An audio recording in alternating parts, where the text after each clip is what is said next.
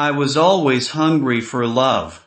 Just once, I wanted to know what it was like to get my fill of it, to be fed so much love I couldn't take anymore. Just once. Anyone who falls in love is searching for the missing pieces of themselves. So anyone who's in love gets sad when they think of their lover. It's like stepping back inside a room you have fond memories of, one you haven't seen in a long time.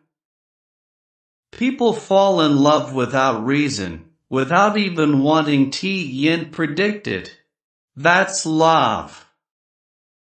Maybe it's just hiding somewhere, or gone on a trip to come home. But falling in love is always a pretty crazy thing. I just don't get it, he told her. I love you so much. I want us to be one. This couldn't be clearer to me, or more important. I don't care if it's unrealistic. That's how much I love you. We're both looking at the same moon in the same world. We're connected to reality by the same line. All I have to do is quietly draw it towards me. For a certain kind of person, love begins from something tiny or silly. From something like that, or it doesn't begin at all. No mistake about it. Ice is cold, roses are red, I'm in love. And this love is about to carry me off somewhere. Sometimes when I look at you, I feel I'm gazing at a distant star. It's dazzling, but the light is from tens of thousands of years ago. Maybe the star doesn't even exist anymore. Yet sometimes the light seems more real to me than anything.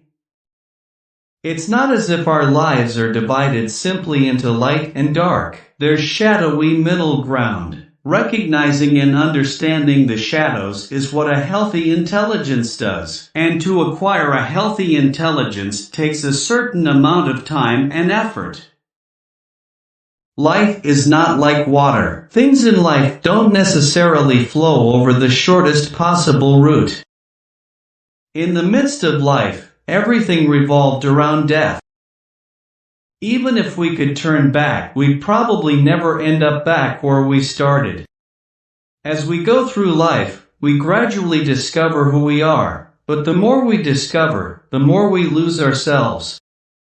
What we call the present is given shape by an accumulation of the past. People die all the time. Life is a lot more fragile than we think, so you should treat others in a way that leaves no regrets, fairly, and if possible, sincerely. One foot in front of the other. Repeat as often as necessary to finish. What we seek is some kind of compensation for what we put up with.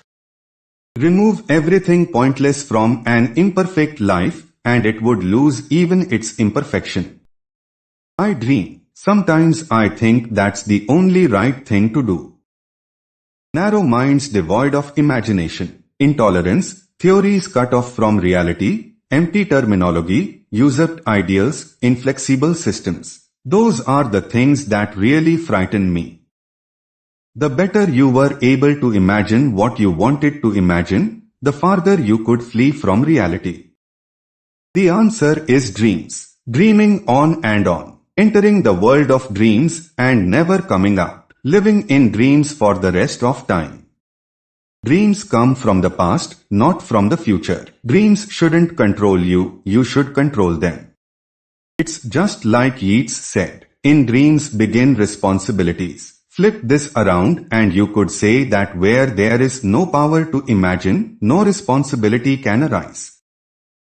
In this world, there are things you can only do alone and things you can only do with somebody else. It's important to combine the two in just the right amount.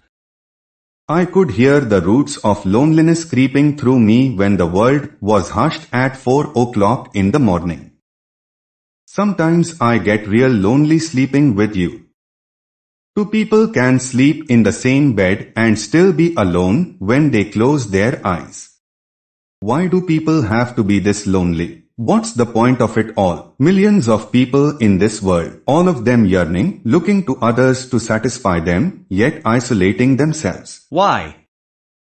Nobody likes being alone that much. I don't go out of my way to make friends, that's all. It just leads to disappointment. I realize full well how hard it must be to go on living alone in a place from which someone has left you, but there is nothing so cruel in this world as the desolation of having nothing to hope for. An empty shell. Those were the first words that sprang to mind. Something incredibly important had disappeared from me for good, leaving behind not life, but its absence. The human heart is like a night bird, silently waiting for something, and when the time comes, it flies straight toward it.